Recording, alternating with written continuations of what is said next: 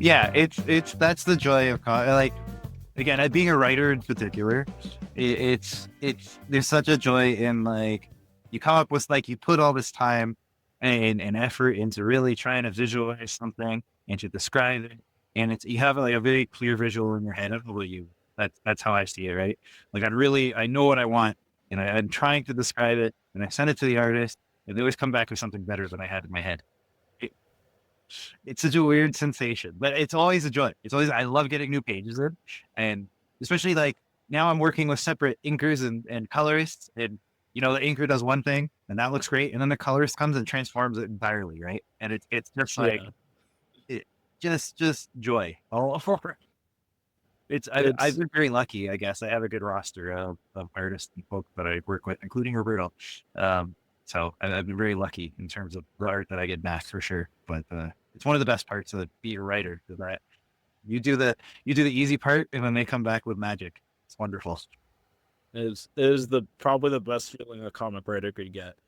I actually had this. It's funny you were mentioning all that because I thought of like a specific memory where, so I was with some like close friends of mine, and we, I pretty much presented the idea of a character, and then one of my friends drew a wonderful concept of it. Like I absolutely loved it, and then another friend came in and said, "All right, let me do this my way," and it just blew my mind. It's like amazing. And they approach art two different ways. And every artist approach art different ways. But seeing how it went from one way and then to another way, it's like that's the beauty of it. It's just growing. It's a constant growing industry. Like it's kind of the same thing of like Batman designs or Superman designs. Like there's always something that an artist brings, and it pretty much solidifies the character more. Like for example, the whole thing where Superman's not just the cape with the having the golden S, because I'm very biased to that specific suit of Superman, but Like that. yeah, the having the cape on the S, which makes me just love the new film, but also like having the colors go from the original black and red to the yellow and red that we know, like, or even like something like Batman with how with the costume it was originally like a purple grayish thing, and then it went from blue and gray to black and gray. It's just solidifying more of that beauty of comic books. Just seeing how the character evolves and also watching what other people bring into them. It's a beautiful thing. Yeah, absolutely. Even now, there's I think it's the Jorge Jimenez and who's writing with them. And Oh, he's Tom Taylor. Tom Tom Taylor. That's Taylor, who's yes. writing with it. And they're like redesigning because it's going to be like a daytime Batman apparently. So it's an interesting thing. That yeah, they redesigned the suit once more, but it looks like it'll be a little more long lasting. Like this is the new status quo. So it's interesting. It's an interesting take because yeah, it's how hard is it to find something you haven't seen before with a character that's like 90 years old, right? So I'm interested. I'm in. I want to see how it goes, Yeah, but we'll have yeah, to I see. am. I am all in on that one. Even with what got caught my attention also was like a lot of old '90s Superman books, and seeing like, okay, they've been taking Superman different ways, and it's kind of cool. Like the whole Superman red and blue. I absolutely love that. Like, oh wait, we split Superman separately. Like what? Like, or when he died, obviously that's changed. When he died back to Doomsday, they showed like, okay, you want Superman? Here's like four different versions of him that have like different suits and fight different ways and act differently. It's wonderful. It's really wonderful, even with like an old character like that, or sometimes a new character. Like one of the most underrated design evolutions is Moon Knight. Moon Knight's design has changed, and the wonderful thing I love about it, it's one of those underrated qualities about Moon Knight, is that each design tells a story. Like there's obviously the classic design from the old '70s and '80s, and then there's also the more armored, modern looking design from the 2006 run, or the Fist of Khonshu, where you had the gauntlets, Mister Knight, which became its movie, not movie, show debut, and also the current one, which is all like this black and then white on it. each tells a specific story for Moon Knight and like what era he's in. So when you see Mr. Knight, you see him in a sort of like healed way. He's free of conscience, if I remember correctly that one. But or when you see him come back in 2006, he has more of a gritty muscle suit, sort of. So it it's one of the most underrated features that I feel like no superhero has done often. Like, definitely have that design tell a story. Like, obviously, there's, Nightfall, Batman, Superman, Solar Suit, but like the way Moon Knight does it is different. It's sort of like it just you could tell from like just the suit alone, like, oh, this is that story. This is this version of Moon Knight. But yeah, Yeah, it's a great shorthand for the eras, right? Where you can kind of do that with most others, but like you have to really know your stuff, right? Like you really have to know what you're looking at. But yeah, like someone like Moon Knight, where it's a part of the story, right? That's yeah, I do appreciate that. Like there's a reason for it. It's not just to slap it on a cover or just be like, oh, we need to. They've done that a few times with Batman recently, right? Where they're like, we're changing it. Now he's a light on his chest. And then that's a story element for like 2 panels and then we'll forget it. So the beauty of different gadget suits. yes, yes, right. Yeah, and that's the thing. It can be explained away, but for a while it's like he's getting a brand new suit, and it's like no, Matt. Uh, It'll be gone by. It'll be gone by a couple months. yeah, Don't exactly, worry. right. So you can appreciate when it's like, no, this is like the suit is part of the story. Like they're not just dressed like that because they're dressed like that for a reason. There's we got here because we walked here, like we made a point of doing this, right? Not just to look cool, which is cool too. Don't get me wrong. I'm all for like things just looking cool sometimes. But yeah, you can appreciate both for sure. Yeah, Yeah, definitely. superhero comic, man, so good. There's so much to appreciate. So it's nice to have someone who's not so anti. Again, we've had a mix of folks on here. People who like, people who don't. I understand the people that might be not so into them, just because if you didn't grow up with them, if you're not into the lore and everything behind it, then yes, it all seems a bit silly on the face of it. But if you're into it, you can appreciate the depth and there's a lot more to it than just guys in suits punching each other, right? That said, so you're a part of Jinx World, you're part of our best jacket. Anything else that you're in? Or are those Uh, in terms of classes, or in terms of classes, yeah, that's pretty much it. It's sort of like just my little comfort zone. I'm in other writers' discords. Like I think I'm in Kelly. I think I'm correctly, I'm in Kelly Sue's. okay? Uh, I'm in that. I'm in that. I didn't even know she had a Discord. One of my friends just told me like, "Oh yeah, she has a Discord server." I was like, "Oh really? Oh, send me the Nice. invite." And most I do there is I just post pictures of animals. So, Right. um, That's fair. but So there's different besides, purposes for everyone, right? yeah, but besides that, yeah, those are the only classes that I'm in terms of how to write.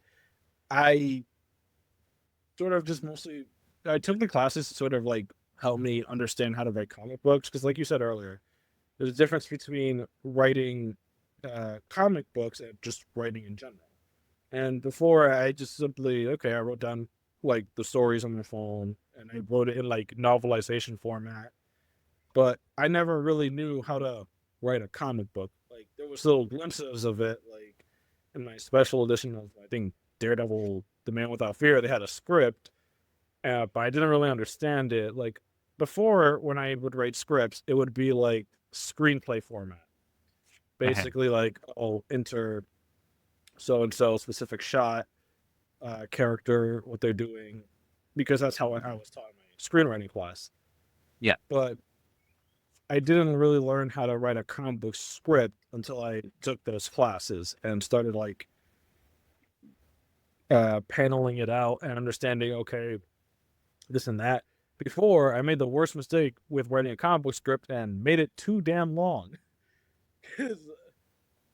It was really bad. And then I showed one of my artists this, and then in hindsight, when I look back on it, when I was trying to like edit stuff because I that's what I do if I look back at my scripts and I tend to edit. Okay, maybe this line sucks. I'm gonna try doing this one differently.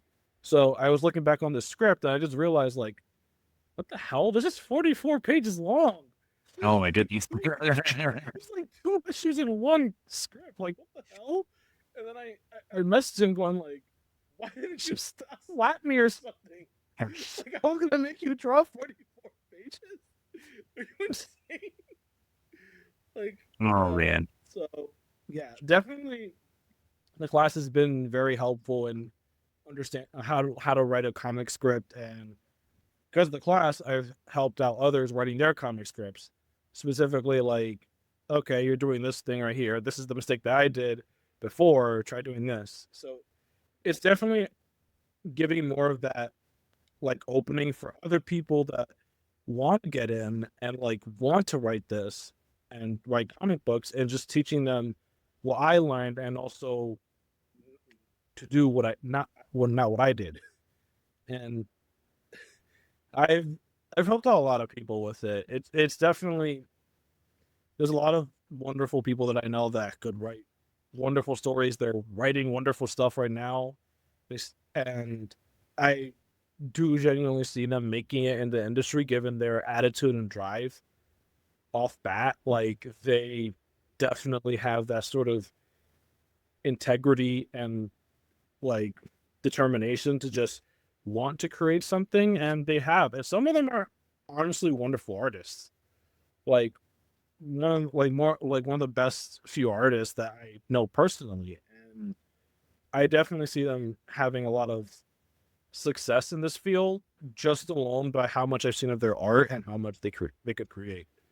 So yeah, Yeah, it's really impressive how many talented artists are out there that are like competing for these spots. So the difference is always professionalism and the ability to actually like deliver on time and as expected, right? Like it's even the guys that I've worked with are, I say guys, mostly guys, there are a couple of women, it's mostly been gentlemen. But most of the artists that I've worked with, um, yeah, or like they have no business working with me. Like they should all be working for the big two, making big money. But they're working with me, and it's no like, um, it's nothing they've done wrong, nothing like that. Like they're professional, they deliver on time, but it's just the competition is that stiff, right? Like at least now they've got semi regular work with me even, and then a couple of them are like, you know, I'm much lower on the list because they're always working with publishers and this and that, and then eventually they get to my scripts. But just the idea of like that is like the people that are scraping are the people doing that well, right? Like you have to be that good. Like just being a good artist is just the first step. It's everything else that gets you there, right? yeah, I definitely. would even argue it's easier for a writer in a sense. Like a writer has the downside of I can't go to I can't go to an editor at DC and throw a script at them and say, read it and tell me if you like it. Right? But if I had a Yeah, yeah, portfolio, they could that's flip through it, right? Be like, yeah, you're a good that's artist. definitely yeah, that's definitely one of the things that I learned too. And before, I'll be honest, I had that insight. Like, it's hard for a writer, but I never realized in perspective. And I guess that's the thing with me is like when I really think about it, how difficult it must be for a lot of artists.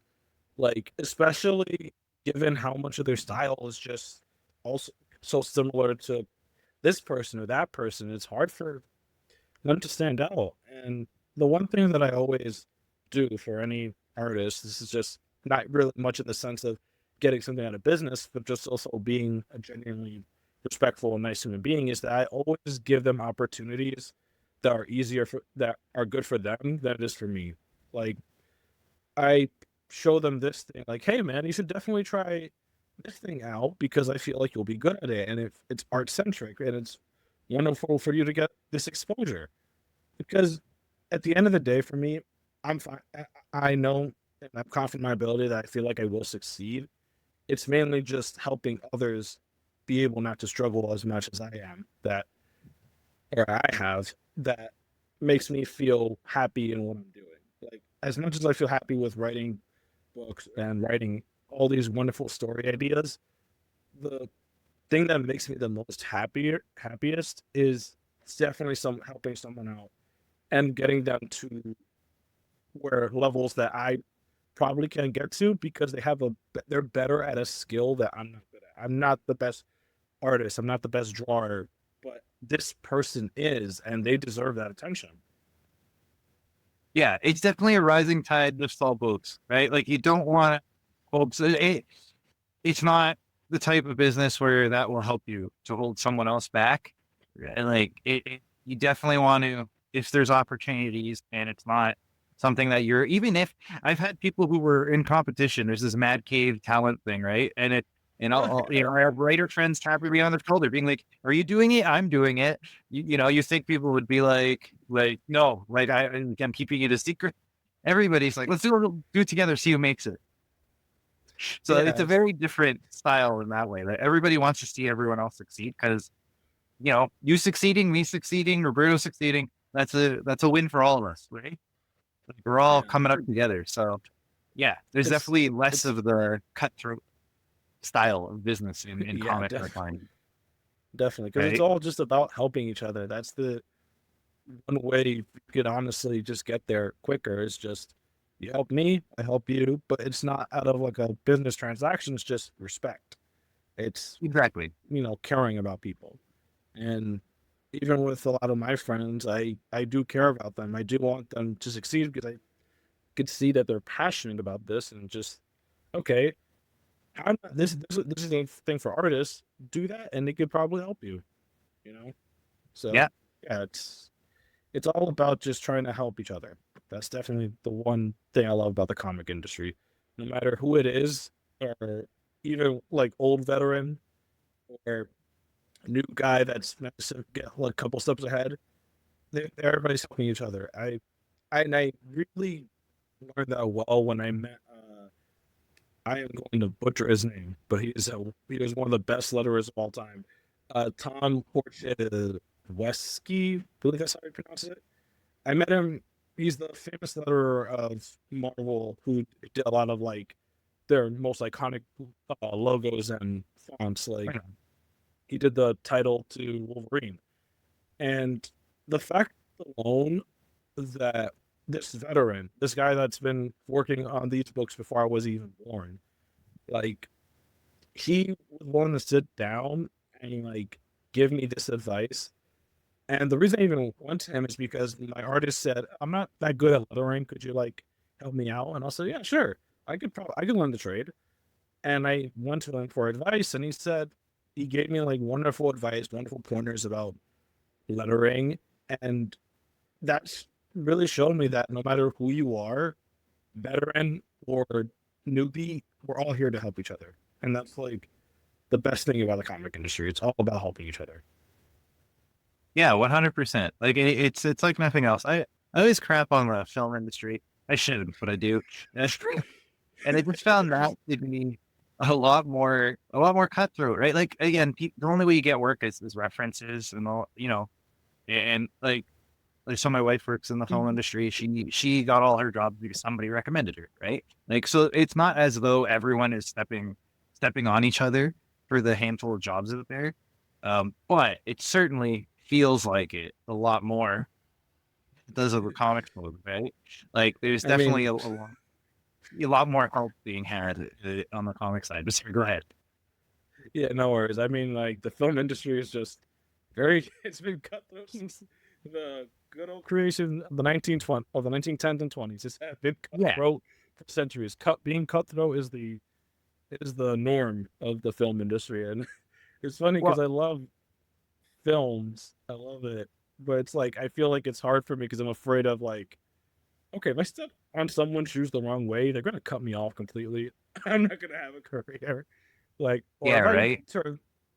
if I'm not like quick enough, I'm not gonna have anything. Like, but I still love film, and I will always love the art of filmmaking, the behind the scenes of it, the wonderful direction of it, because it's a lot like comics. But yeah, it's I would say definitely so far the comic book industry is probably the most probably the most supportive one that you get into, the one that where you could really feel the love. Yeah, absolutely. And I'm sure it's like that in all creative industries. I think the thing with film is there's just so much. There's the stakes are so high, right? Like it's Oh you're yeah. dealing with a crew of hundreds, so of course you're going to have personality clashes and people that don't get along. And what does it take to make a comic, right? Like it's right now it's three of us, and I didn't contribute much to this one, so it really it's you two. Right? No, Perfect. I facilitated. I turned on the chat for us to be here. But yeah, but like my point is like, you know what I mean? Like it's a much smaller world, right? Like the amount of people that know each other in this small, very small, tight group, it's there's not room to be a jerk because you'll get found out real quick. Where yeah, film, yeah. I feel like you can get away with it because it's such a big industry. So you Yeah. can burn each bridge and still have another one to cross. Here it's like one, two, you're done. That's it, right? Yeah, if you're an asshole, you gotta go. That's how it is here. But yeah, Well, we're fighting for I scraps, right? You know, there's no room for you to be a jerk because, like, what are we fighting over? You know, yeah, we're like, fighting over the same piece of scrap. yeah, right. We're So fighting.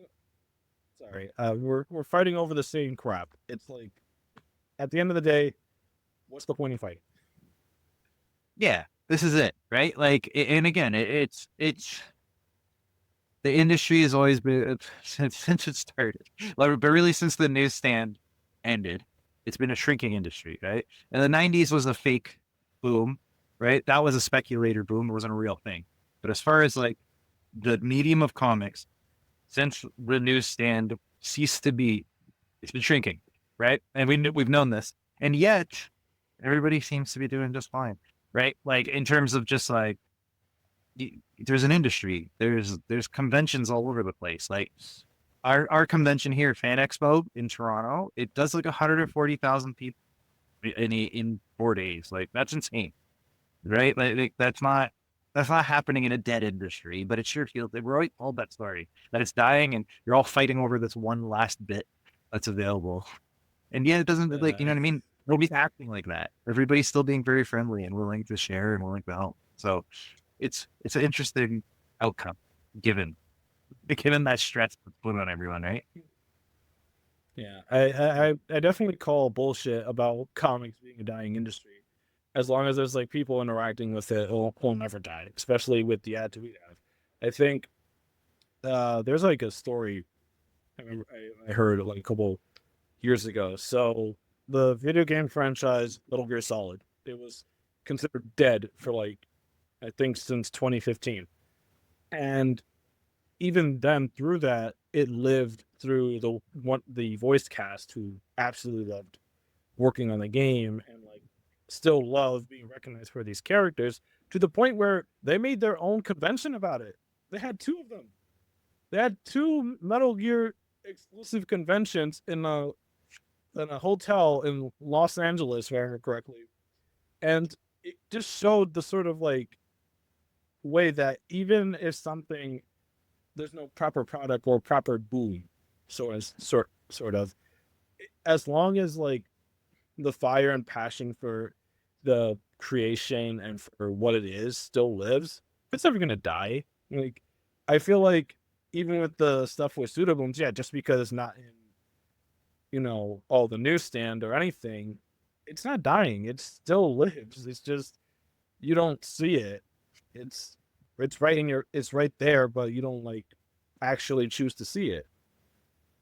Yeah. It's about adapting and changing, right? Like we said the same thing about they said the same thing about movies because DVDs went away, right? They said the same thing about music because CDs and tape and all that went away.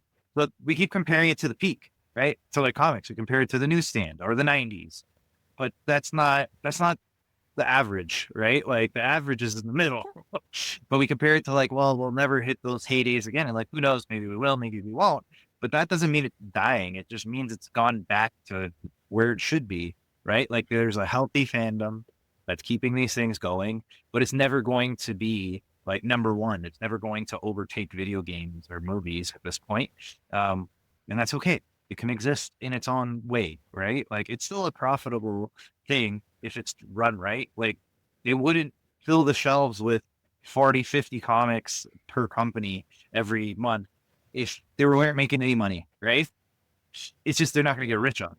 And that's I think so because they're not getting rich, it's dying, which seems wrong. You know, It's very capitalism way of thinking of it, but 100%. no, no, I don't. Comics are definitely not dying. It's having a slow era, which is everything has a slow age, but comics are definitely not dying. Honestly, even with the fact that there's still comic book movies, like that's Yeah, bringing more attention to comic books. Like if you told me years ago that people were gonna know more about Gambit than they did back in like the 2000s, I was like, I would have just called you a liar because you would only know yeah, Gambit if you actually were into it, or even characters like Deadpool before a lot of his popularity boom, uh, X-23, even in the movies. Like a lot of people now know these characters. Even with the Superman movie with Corn Sweat, people know who Crypto is. yeah, Like people know who the dog is. Like they knew because of the cartoon, but the more general audience and new generation know about Superman's dog now because of like these movies, or even in the old Marvel movies, people know Whiplash, people know the Mandarin, these characters that you wouldn't really know. So as long as like there's a medium to introduce it, whether it be through movies, cartoons, that brought a lot of people's attention to superheroes, including yours truly. Like a lot of cartoons really brought us to enjoy more comics and like say, oh my god, this guy's actually cool. Let me check them out. Let me read this about them. So as long as like there's always a media to present comic books, it's never gonna die. Like, obviously it will not die from, because it will still be printed. And you're not gonna make money compared to a big time Hollywood director, but as long as you embrace the fact that you write comic books, what the hell? There's not gonna be a problem. It's like that one thing that Alan Moore said when he was ranting about his issues with movies. I'm a comic book writer. My comics don't work in film as much. Like, you just gotta yeah. embrace it. We conflate the direct market with comics, right? If comic shops aren't doing well, then comics are dying. But it's not. It's not. That's a different business. That's a part of the business. Maybe the comic shops, again, and we're comparing it to the 90s when people were opening because they were speculating, not because it was the right thing to do.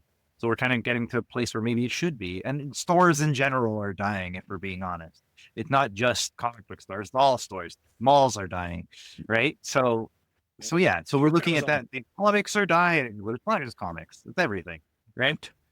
So it's like Yeah. an average, right? We're kind of finding our home, but yeah. All right, I see Roberto has signed this for us, which is a good sign. Is there any dialogue we're missing before we call this a I think completed page? the only dialogue we're missing is probably panels 2 and 3, where 2 with a woman offering some tea. She would probably say like, "Oh, would you like some tea?" And then the person who's receiving the tea would respond, "Sure, thank you." And then honestly, That's good. the fourth panel uh, is more of like showing the action. Like there's not much that needs to be said. Unless I could just imagine like a little question mark over their heads. But that's about it. Like I think this says enough. Like even without that many words, this says what it is. Like, this is a dollhouse, and then there's this creature that just catches your attention. It's the mark of a good artist. Oh, So for sure. Roberto, I threw those 2 lines of dialogue in the chat. If you're good to do some quick lettering. But yeah, I agree. I think there's more than enough on this page to kind of tell the story. Um, Visuals are king, so we're in a good spot. Um, yeah. So I don't know. I think I think also what you define comics as is what's important.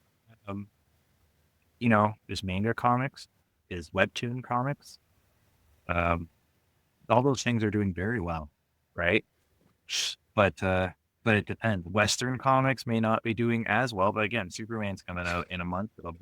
I'd Uh, had come out in March by then. So yeah, yeah, like I find that thing about Western comics just dying, just being a load of shit.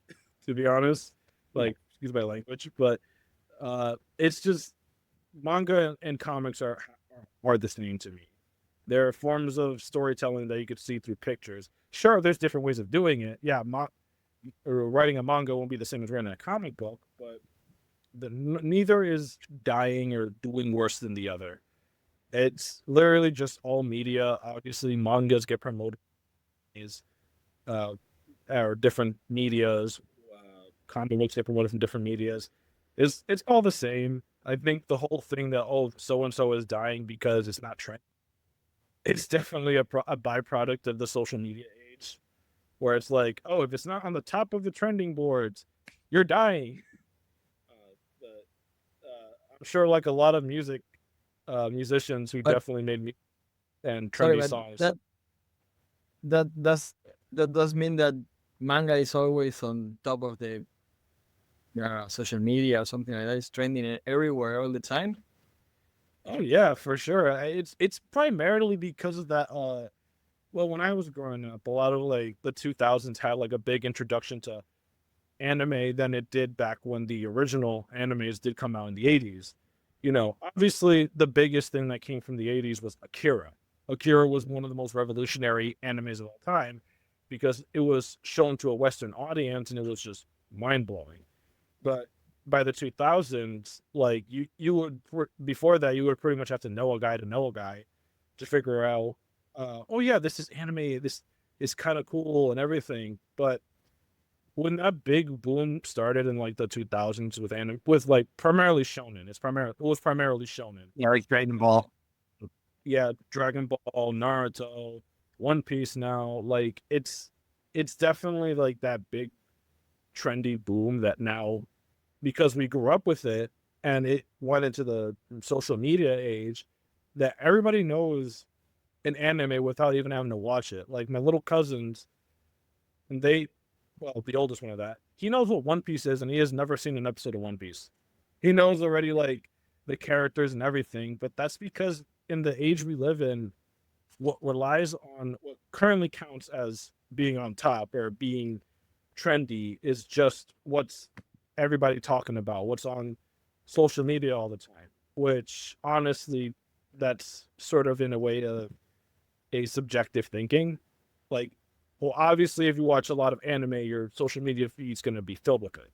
So it's just you're just pretty much living in the sort of like version of Plato in the cave. So that's why I feel like a lot of people say that manga is always on top. It's just because anime is primarily promoted with the more social media active people. So they're just going to keep saying that. But believe me, that by the time a superhero movie comes out, that's when they're suddenly going to switch because now everybody's talking about it. When The Dark Knight came out, and I'm still shocked that it lasted for a year in theaters, everybody was talking about The Dark Knight. Everybody was talking about Heath Ledger. Everybody was talking about Batman. Batman this. Like, Batman was probably soared through the heavens beyond anime. But now that all died down, no one really much talks about Batman. Like, even when the movie with Pattinson came out a couple years ago, like, that's when it started again because there was a good presentation of Batman, and then it just slowly died down. Or even with X-Men, when X-Men 97 came out, now X-Men's everywhere. Now everybody's Yeah, involving with the X-Men. Even with the Fantastic Four, with the movie, now everybody's interacting with the movie. So it's definitely just hills. There will never be a day when one is superior than the other. It's not like a war like World War One. No, it's just okay. This is just trendy right now. It'll go away, and then something else will be trendy. yeah. Comics people are tribal in nature, right? Marvel versus DC. We all read both. Like who we can, but it's that need to like pit something against the other thing, and comics people in particular have always been that way. So now it's Marvel and DC, or Viz and whatever. And Yeah, so this and can but Dosha, somebody's gonna rip me a new one in the comments. Which yeah, I feel I like already anime, but I don't know that many. things into the I'm a industry, kimchi guy, but okay? I don't know how to say these names. All right. it's With that, yeah, Roberto, did you want to, are we going to letter these last two? Do you think? Oh I thought yeah, I didn't see the chat. Sorry. that's all right. That's all right. I'm like, dude, are we leaving it like this? Is it good enough? Or are we doing the last bit of lettering? Yeah. I'm Once lettering right that's now. done, we have a completed page, and then we're good to go. yeah. I'm Any definitely any impressed. last I love topic? it. Any short topics while he finishes the last bit of lettering here? Short Not topic. as deep as the ones we've been covering. I could go on for topics. People say that I talk a lot. I definitely do. Especially about my passions. Like if you talk to me about anything else that I don't have an understanding of, like I'm probably not going to get it. But like comic books, I could definitely talk a lot about wrestling because I'm surprised how many comic book writers are fans of wrestling. They're just like, okay, it's a universal thing. That's wonderful. It's made of wrestling. we had a Yeah. whole thing pretty, Yeah, it's like a whole thing. I actually have a funny story about wrestling. I accidentally saw Joshua Williamson on the social media of WWE because he was. It took me a minute. I was like, they were showing the highlights of the match. I forget which match was it, but then I just see in the distance in a Cobra t-shirt. I was like, hang on, is that Joshua Williamson? Like I had to made rewind it a little bit. Like, holy shit, I didn't know he was a fan of wrestling. I just talked to him a couple months ago at Comic-Con. Like that's it's like hilarious. I was a little bit. I was like, it's kind of a shocking thing, but yeah, definitely is surprising how many comic writers love wrestling. It's sort of like it definitely has the similarities. Oh yeah, the storytelling is almost like one to one in terms of how it's like forever middle. It's the soap opera, right? Like you have your Yeah, arcs, but the story goes on, and people reinvent themselves, and there's all the pageantry and the weird costumes and all of it. I love it myself. But are you current? Do you know like are you oh what yeah, time are we in the August will SummerSlam's come in? oh yeah, definitely. I am current in a lot of wrestling right now. I think what really brought it back, I think I fell off a little bit during the pandemic era. Like I'd say Yeah, like around Underdome or whatever they 20. called it. Yeah, Yeah, the Thunderdome, I call it. 2-man enter, 1-man leave. I don't care. But no, I definitely fell off like a little bit during that era, but I never really like lost the interest in wrestling. I always admired it for what it is, even to the point where I honestly there was a time where I considered learning the art because it's a wonderful art to learn. So I am up to date now with current wrestling. Like it's wonderful what they're doing and how they're bringing back to the roots. That's how the beauty of like what I'm loving about it because it's starting like catch people's attention. Like with John Cena's character work now that he's the ultimate bad guy and the way he's presenting it is like wonderful. Like he's just performing it in a way that it's actually shocking people. But not just that, they had the R-Truth thing a while back. Like it was like basically R-Truth was fired, and then on social media, I remember after finding out that day, I was heartbroken a little bit because I love R-Truth. He's a treasure. But I was scrolling through it. Everybody is just like posting edits, posting tributes to R-Truth. Like this is probably the most interactive they've been about R-Truth. And then just to have it like the two, I don't even know how long it was, like a week or two later. Oh my God, he comes back attacking John Cena. He's cutting his hair. So it's like yeah, it was called. now they're sort of bringing back the roots of wrestling. That it's sort of like engagement. Like, yeah, I don't like the whole putting your ads on the ring. I find that kind of just weird Yeah, and the ridiculous. tables is a bit much. I was okay with it around the mat on the table. Not the table every week. It's too much. Oh, I hate it. I absolutely hate it. It's just supposed to be for one spot. You don't have to focus on the Slim Jim Right? logo. It's right in the corner. Like we had John Cena doing his promo, and then as Punk is through the table, Slim Jim. Yeah. in the top. It's a little bit distracting. It's very distracting, but yeah, I do like. Besides that, it's definitely like bringing in more audience engagement to the point where now people are like genuinely getting into wrestling, and it's interesting because it sort of feels similar to like the Attitude Era or like the old '80s era, '80s '90s era, where there's always like a now they're focusing on blurring the lines Yeah. between reality and fiction.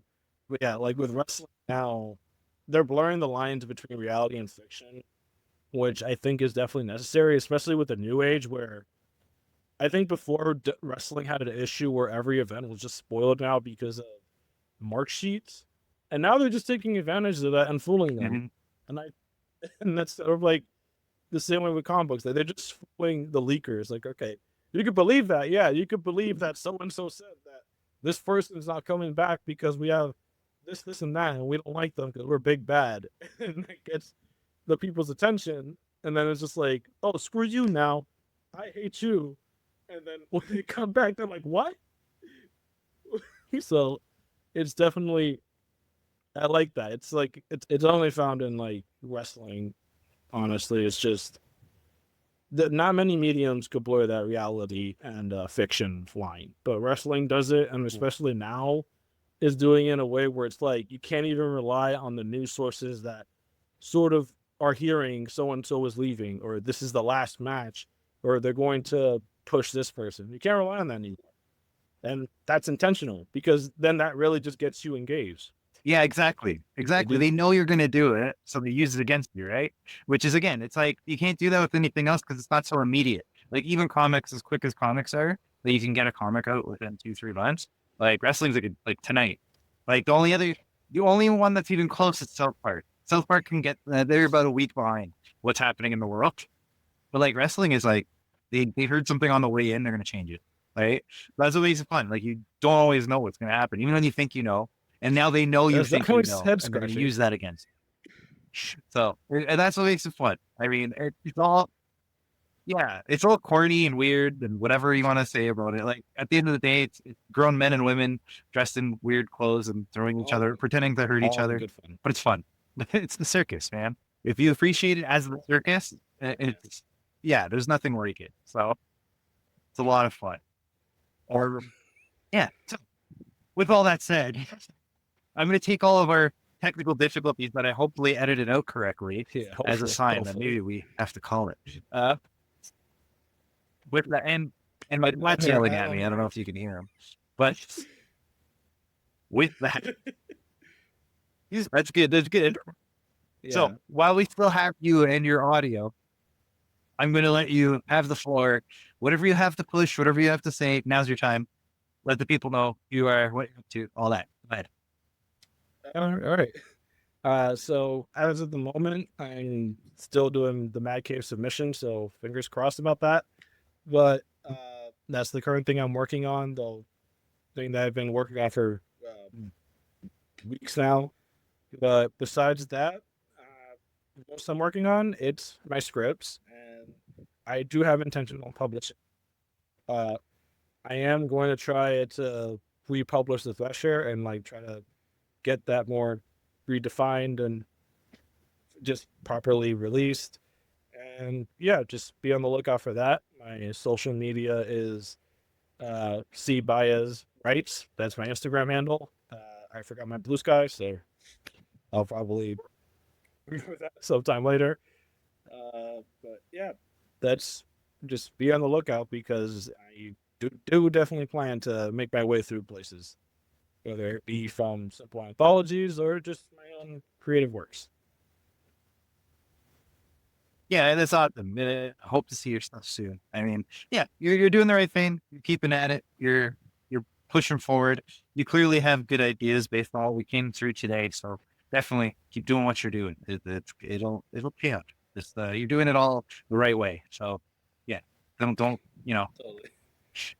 don't slow down. Keep doing it. And Roberto, while I keep Oliver at bay, let us know who you are, what you all that stuff. Well, I definitely always forget my handle, so you can go to Puerto Rico. illustration.com and check out my socials and contacts or something over there in the webpage.